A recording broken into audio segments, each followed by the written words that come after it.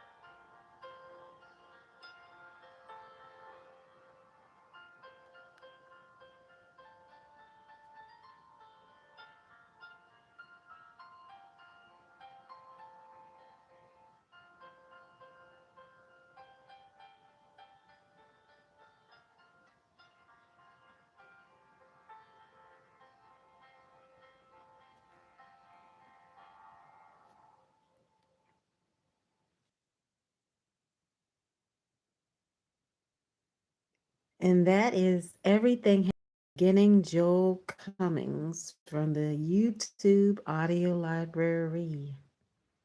Shalom, shalom, aleichem, salutations, greetings, blessings to each and every one of you.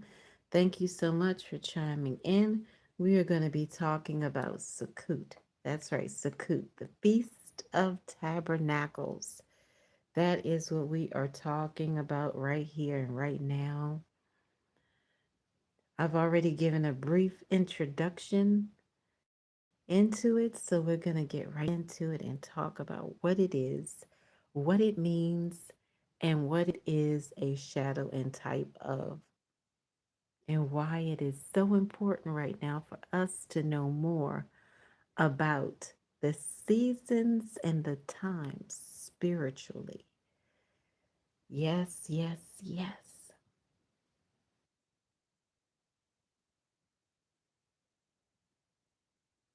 And I'm going to be reading a little bit. I found a few excerpts, so I'm going to be sharing a little bit about my findings as I did a little bit of research on Sukkot, the Feast of Tabernacles.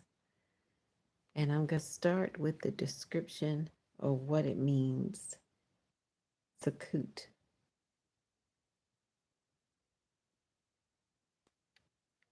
and what it means for us today.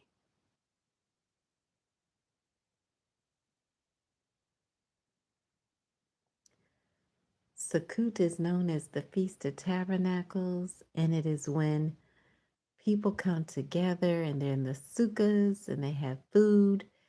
They share prayers together, testimonies. It's definitely awesome and amazing. So, from a prophetic perspective among the nations and tribes, Sukkot points to the future and gathering of all peoples to worship our Maker, our Creator, celebrating the final rain and provision. The Feast of Tabernacles, as it is also known, moves beyond the historical Jewish context to embrace a universal fulfillment. The ingathering of all nations. A core prophetic theme of Sukkot for all nations is the ultimate ingathering of all peoples to our Maker, our Creator. This concept is supported by the Hebrew practice of offering 70 bulls throughout the festival, representing the 70 nations descended from Noah listed in the writings or the scrolls. Ancient tradition, rabbinic teachings hold that these sacrifices were offered for the well being of all of the nations, anticipating a time of universal peace and harmony. Prophetic fulfillment. The prophet Zechariah speaks of a future time when the survivors of all nations will come to Jerusalem year after year to worship our Maker, our Creator, and to keep the Feast of Booths. And this is found in Zechariah 14:16. The presence of our Maker with all of humanity, all of the people. The dwelling in temporary shelters, Sukkot, is a central practice of the festival, commemorating our Maker's provision and presence during Israel's 40 years in the wilderness. Prophetically, this act points towards a time when our Maker, our Creator, will tabernacle or dwell permanently with all people. Prophetically, this act points toward a time when our Maker, our Creator, will tabernacle or dwell permanently with all people. Temporary to eternal dwelling. Just as Israel lived in temporary booths, the celebration points to a time when our Creator will establish that eternal dwelling place among humanity as envisioned by those who came before us, who foretold it as known as prophets and prophetesses. A global shelter. This Sukkot of David will be a time of peace and justice that shelters all nations, fulfilling the vision of Amos 9:11. Symbol of trust, the fragile nature of the Sukkah also reminds all people that their true security and shelter comes not from human institutions but from divine provision, global restoration, and rest. Sukkot also has prophetic implications for the global environment and the ultimate restoration of creation, spiritual rejuvenation. Just as Sukkot is a time of rest and rejuvenation after the solemn high holy days, it points to a future time when our Creator will restore all creation and bring rest to the nations. Harvest and blessing. As the Feast of Ingathering, it is both a celebration of the agricultural harvest and a symbol of the spiritual harvest of souls from every nation. Justice and outreach. The command to rejoice with the poor, widows, and strangers within our gates is a prophetic model for how the true kingdom will care for all people with justice and hospitality extended to all tribes and nations.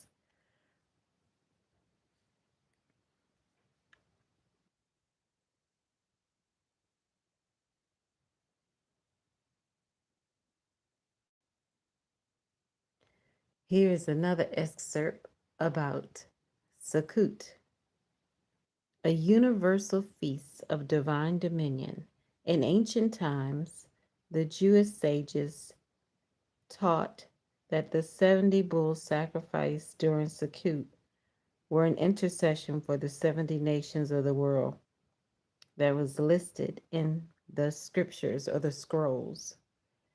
And this tradition established Sukkot as a universal festival for the well being of humanity, not just for Israel. This idea has found fulfillment today as the festival of nations, as prophesied in Zechariah 14, a time that is coming when all nations will go to Jerusalem to worship and celebrate Sukkot.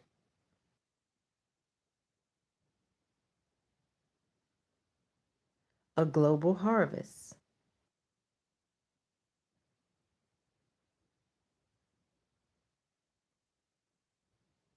The Feast of Sukkot is also known as the Feast of Indwelling, celebrating the end of the agriculture year. Prophetically, this points to the ultimate ingathering of all peoples, both the exiles of Israel and the righteous from every nation.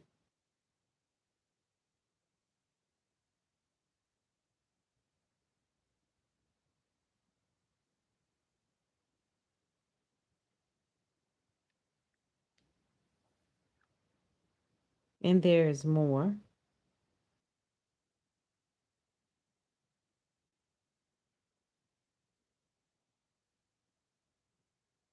Sukkot does not assign a specific fruit or harvest, food, to each of its 7 days, but its symbolism is linked to the four species: lulav, etrog, myrtle, and willow,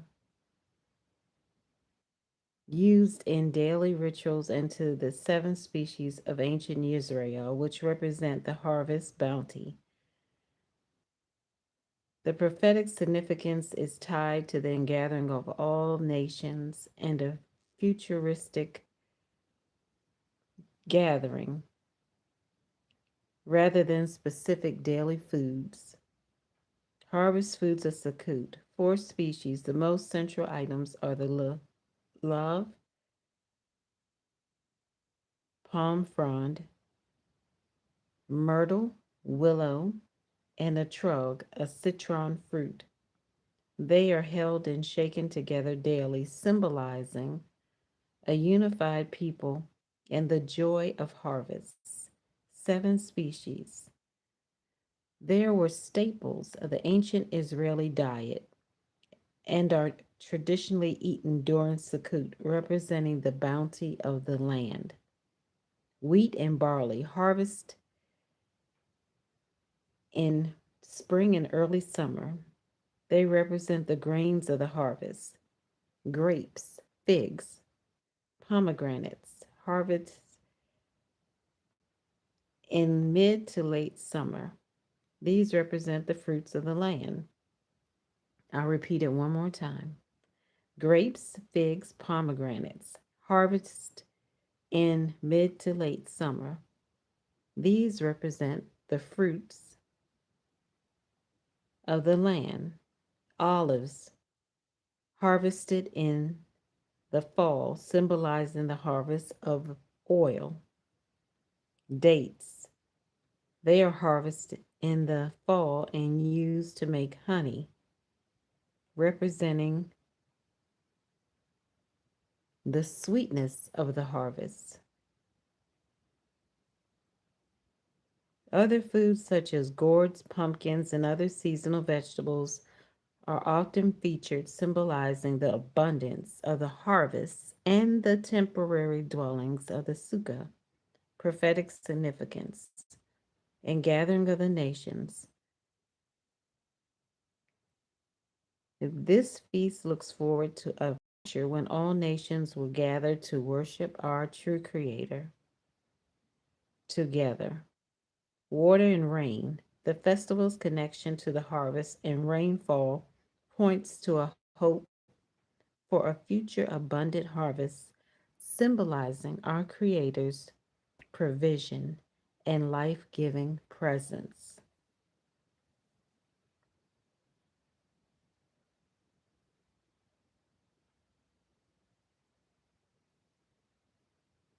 And here's some prophetic themes of Sukkot: the 7 days in Ushpazin. A traditional practice for Sukkot is to invite seven mystical guests, which is known as Ushpazin, into the sukkah, which is the booth or the tent, to represent spiritual themes for each day. These guests represent the seven righteous shepherds of Israel who prophetically guide the Israeli people. The guests and their corresponding themes for each of the 7 days are as follows. Day 1, Abraham, represents the spiritual attribute of Hesed, loving kindness. Prophetically, it points to the beginning of the covenant with our Maker, our Creator, with Israel, and the promise to bless all nations through Abraham. Day 2, Yitzhak. Yitzhak, or known as Isaac, represents the attribute of Gevurah, strength and restraint. This day looks forward to the strength required for the Israeli people to endure until the Messianic age. Day 3, Yaakov, or Jacob, represents Tiferet, beauty and harmony, which unifies the attributes of loving kindness and strength. Prophetically, this represents the redemption and unification of Israel. Day 4, Moshe, or Moses, represents Netzach, endurance. This reminds observers of Moshe's endurance in the wilderness and the hope that Israel will ultimately endure until the end. Day 5, Aaron, represents Hod, humility. This day is associated with the priestly role and looks forward to a time of perfected worship and divine presence. Day 6, Yosef, or Joseph, represents Yesod, foundation. Yosef's role in sustaining Israel foreshadows the ultimate spiritual and physical provision the Messiah will bring. Day 7, Davad, or David, represents Malkut, Malchut, royalty.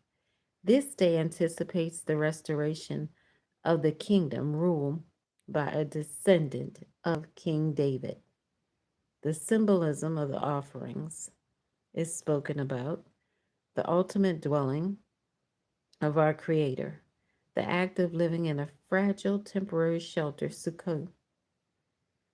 The Sukkah serves as a reminder of humanity's dependence on our Creator for shelter and protection. This points to the ultimate prophetic fulfillment when our Maker, our Creator, will dwell with the people forever. The New Testament connects the imagery to the tabernacle and being tabernacled. The final harvest as the Feast of Ingathering. Sukkot is a harvest festival that prophetically points to the final harvest of souls. This is reflected in the biblical command to rejoice during this time, anticipating the joyous ingathering of our Creator's people at the end of age. The seventh day of Sukkot is known as Hoshana Rabbah, or the Great Salvation. On this day, special prayers are offered for rain and salvation. This day is believed to have eschatological significance, being a final opportunity for repentance and sealing the judgment made on Yom Kippur. Shemini Atzeret and Simchat Torah, the eighth day, the day immediately following Sukkot. Shemini Atzeret, the eighth day of assembly, is considered a separate festival. This day in Simchat Torah, rejoicing with the Torah, mark a new beginning. New beginning. The number 8 often represents a new beginning in the Hebrew thought. The number 8 also is significant to abundance, holiness, and overflow. Beyond completion, the 7 days of Sukkot signify the full cycle of this world, while the eighth day points toward eternity and the world to come, where our Maker will ultimately dwell with all of the people. rejoicing in Torah. Simchat Torah celebrates the completion and restarting of the annual Torah reading cycle, symbolizing our Maker's eternal covenant.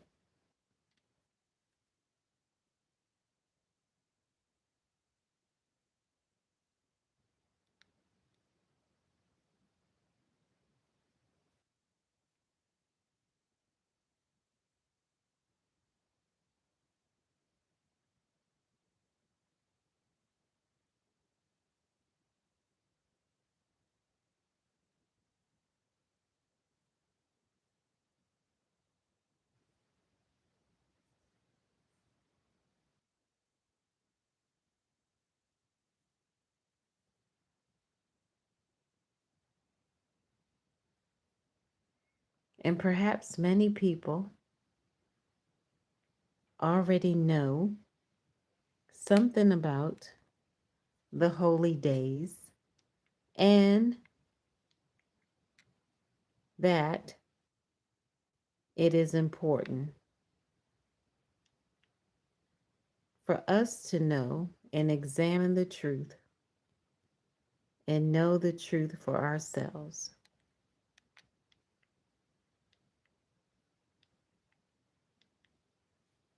Exactly right, seed of Abraham. We are not to eat anything with the blood, nor practice divination or soothsaying. And there have been many times where some people just didn't get it right, but we know that even though history may not be the way we would like for it to be, we know that we have a choice today to choose life. And the importance and significance of Sukkot is not about what the ancestors did or what people did before, but it's more so about here and now, about the joy, about coming together as one people and bowing before our Maker, our Creator, and knowing that we have a choice to make today so that our children and our children's children, the seed of the future, will be prosperous because we decide to make the right choices today. There were some that were righteous, but many of them are not named or talked about because they definitely did not have the understanding. Unfortunately, many of them went the wrong way and practiced the wrong things. But today we have a choice. We can choose life, we can choose love, we can choose joy, and we could choose peace. We can make the right choices, even though the matriarchs and patriarchs may not have made the right decisions in their time. But there were many that did make the right decisions, but perhaps many of them were cut off. Many of them were probably ridiculed or mocked because they decided not to go the wrong way. So, what can we learn? What can we learn from this? We learn that we have to be obedient to our Maker, our Creator, and that Sukkot is really a time of reflection, not necessarily anything that we need to do today other than to acknowledge what it is that we need to do, to reflect, to examine our own hearts and minds so that we can go the right way, so that we can know love and become love and be loving and kind to all people. We don't want to spread that which is not loving and kind. We don't want to spread anything that is not good and positive, even when some people may disappoint us. We want to be sure that we are doing everything we need to do the kingdom way with love, with joy, peace, kindness, humility, and everything that is good.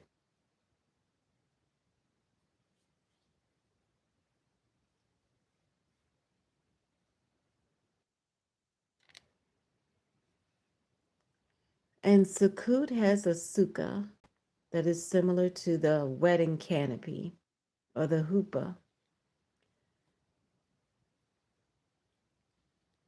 And it signifies how the husband and the wife, the king and the queen, come together as one.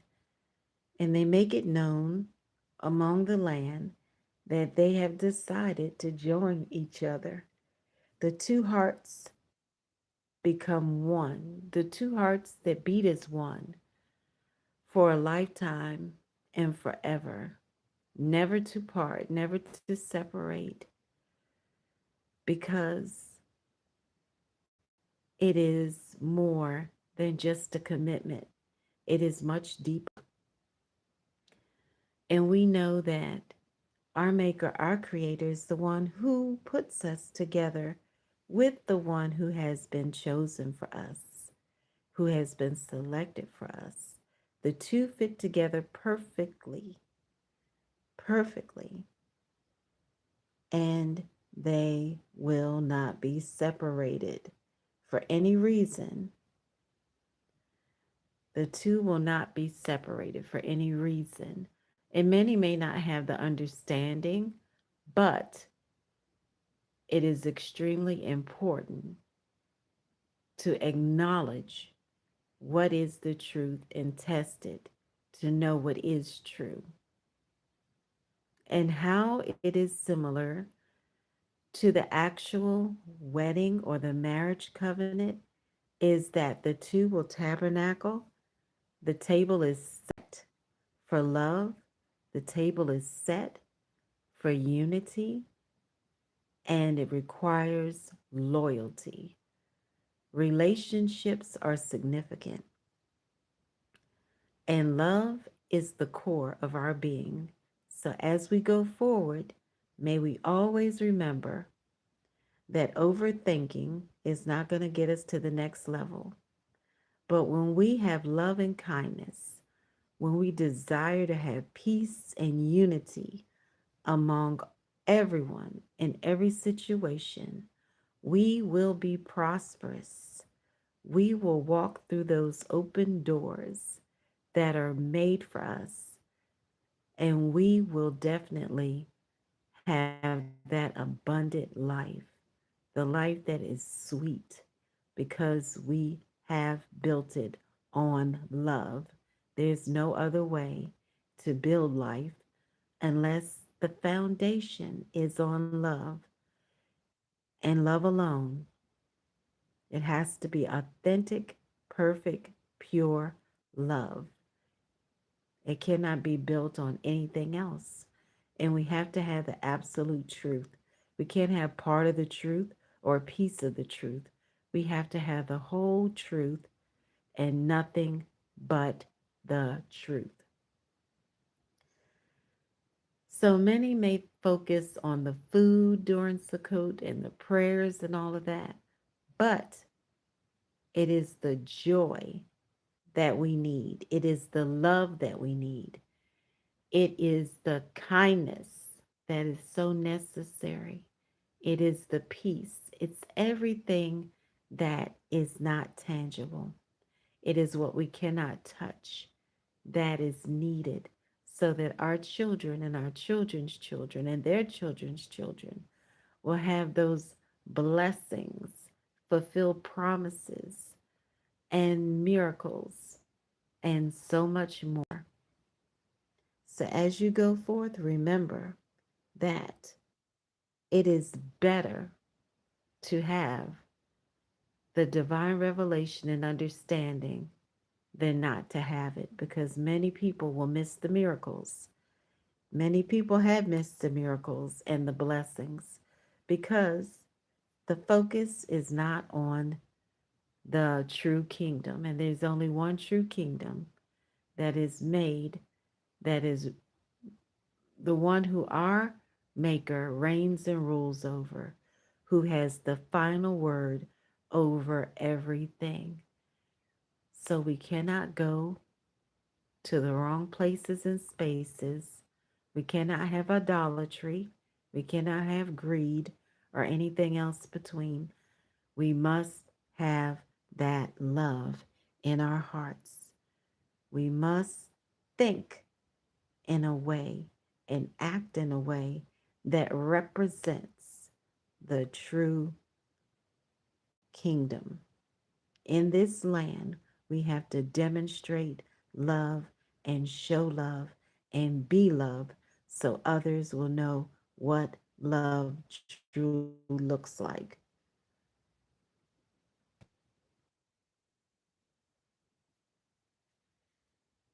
And loving is giving. If someone is saying that they love you and they don't give you anything, if they don't give you respect, if you're in need of something and they don't help you, and even if they're not able to help you, if they don't support you in any way, shape, or form, then there is not love in that person.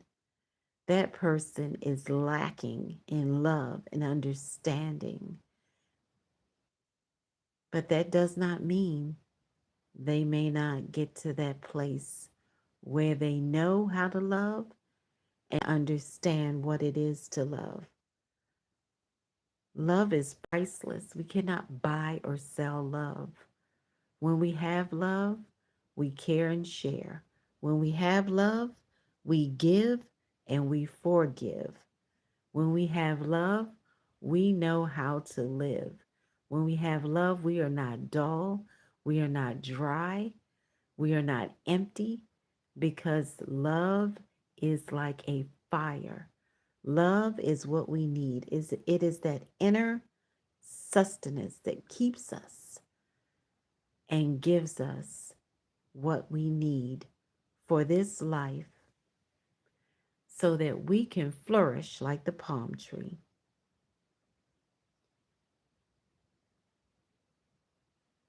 How are you doing, Control? You have a question? Race? What race? So, as we know, people are people. People are nations, tribes, tongues, and each and every one of us is like a priceless masterpiece, like a gem. So, as you go forth, remember you have value, you have worth, you have hidden treasures inside of you. You have everything that you need within. You only have to go forth and push, and it will be activated at the right time. But love is what we need. I need it, you need it, each and every one of us. We need love, we need kindness, we need compassion, we need peace, unity, humility, and everything else that is so good in this life. So let us count our blessings one by one. We could think about what is going wrong or what has went wrong. We need to focus on what has went right and what is going right. So let us take nothing for granted and no one for granted. Some people cannot talk or walk. Some people cannot see or hear. Some people cannot sleep. Some people are not able to swallow and drink or eat. Whatever it is, let us take nothing for granted and let us be appreciative. Let our hearts overflow with gratitude in everything in this life. Not being caught up in traditions and not being caught up in anything that is not going to benefit us and others. And as you go forth, remember, do something kind for somebody without expecting anything in return, rather than to ignore or walk by somebody or somebody that you know is having a difficult time. Say a prayer for them. Encourage that person, because we are here to help each other. We're not here to do the opposite. So we should be part of the solution and not part of the conflict. So as you go forth, may you be blessed. And regardless of whether you observe Sukkot or not, or the Sabbath or not, just remember that love is going to open the doors to many blessings in our lives. desire to love, and to be loved. And as we give love to one another, we will definitely be able to laugh and smile and to celebrate. This is the victory season. Thank you so much for joining in. Welcome to the Love Circle. Please like, share, subscribe, comment, and connect. And until the next time, know that miracles are happening all the time. And there are blessings, miracles, and promises, and so much more with your names on it. Hold on to your dreams and your visions. Pay attention to the signs and the symbols that you see, whether it be while you are asleep, in a vision, or in waking life, because all of it will help you to connect the dots and give you the pieces to the puzzles and give you the answers to your questions. And as you go about, keep in mind that you are blessed. I am blessed. We are blessed to be a blessing. And again, my name is Shifra Yahaved Yisrael. I am here to bring something of priceless value to you, not to take anything away from you.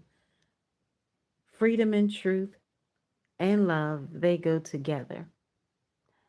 Shalom and blessings to each and every one of you, and sweet sleep.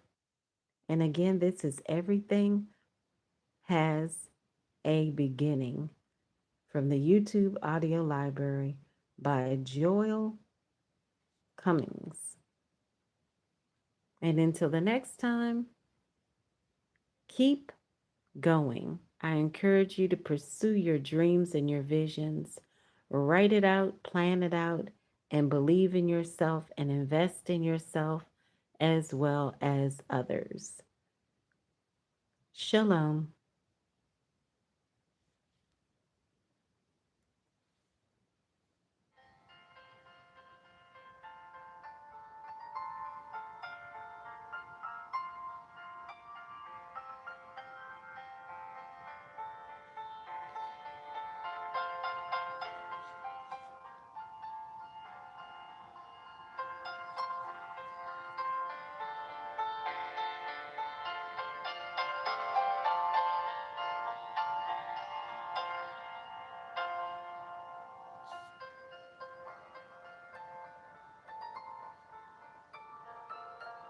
Thank you so much for joining in and watching Seed of Abraham, Ted, Matthew, Mike, Liam, Noah, and all of those that'll watch on the replay.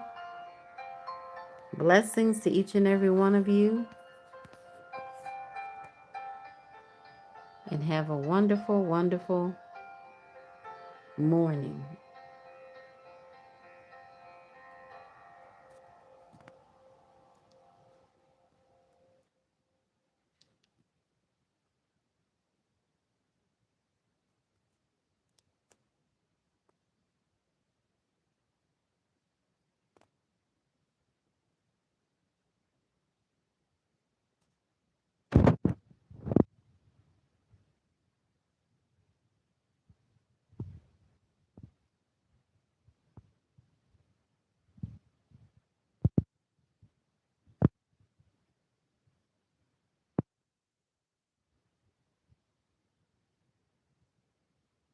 How are you doing, Mayak? I hope I'm saying your name right. Mayak Melkani. How are you doing? Happy Sunday to you as well. How are you doing? How are you doing, Jason?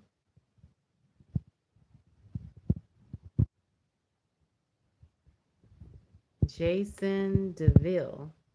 What a name, Jason DeVille.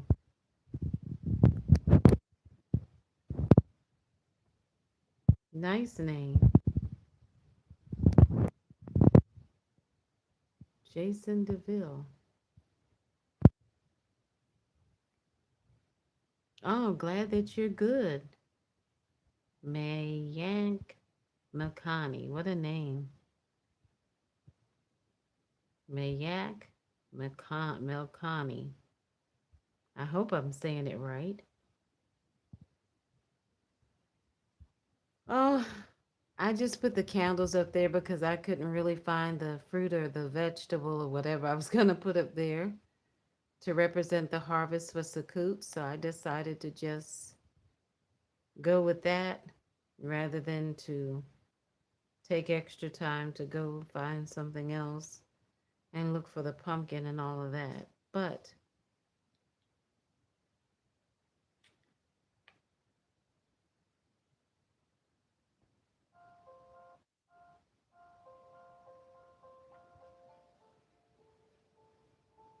Mayank Melkani, what a name. It's a very interesting name.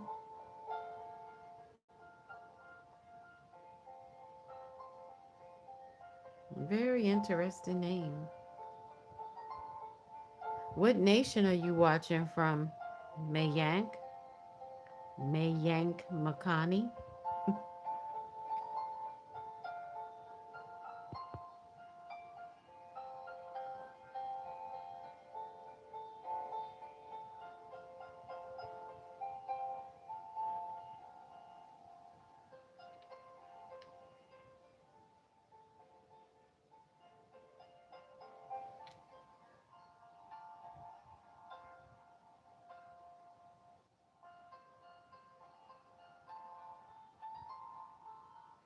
Are you still there, Mayank? I think you may not be there anymore, but blessings to you wherever you're watching from, and hope to see you again and interact with you again on the next live or one of the shorts or posts or videos. Blessings to each and every one of you, and have a wonderful morning, afternoon, night, or whatever time zone you are in. Shalom.